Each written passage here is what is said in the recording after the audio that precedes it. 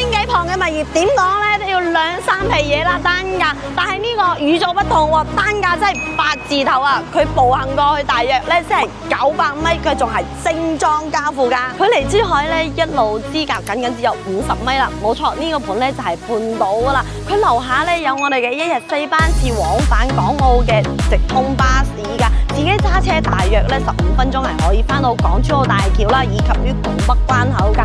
大約1公里嘅咧，好似我哋嘅3無會員店啊，以及於大型商圈咧都係齊全嘅，日常嘅購物啊、生活咧都唔使愁㗎。2梯4房嘅設計，我後背咧就係110平方嘅3房2廳2衛啦，月供4000蚊左右。我哋今日睇嘅咧就係120平方嘅3+1戶型㗎啦。嗱，佢入門嚟講起嘅咧，嗱呢間房嘅咧係全面積贈送嘅，大概咧係7個方左右，精裝交付㗎。我哋再睇翻一個點啦，就係我哋嘅廚房位啦。講真一句，呢個廚房位咧真係夠大嘅，亦有多一個露台啦。呢個生活露台咧係不計即贈送俾你嘅。但係呢個廚房位講真一句有啲凹凸不平嘅感覺啊！嗱，我哋120平方咧，佢係做咗南北通嘅，整個戶型嚟講咧係中規中矩㗎。咁開發商咧，連我哋所有房間嘅飄窗位咧，全部幫你卜晒㗎。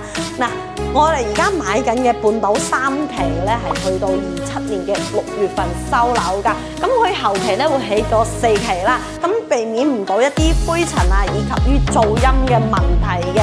咁呢度嘅得房率咧係達到100%㗎，挨近我哋嘅珠海㗎啦，性價比亦高喎。事實佢呢個均價咧就喺11000蚊左右㗎咋。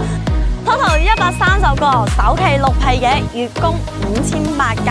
咁半島咧係低密度嘅小區嚟嘅，咁我哋低至樓層嘅通風採光就唔係幾好啊，建議你選擇中高樓層㗎。中高樓層嘅均價咧喺12000蚊左右㗎。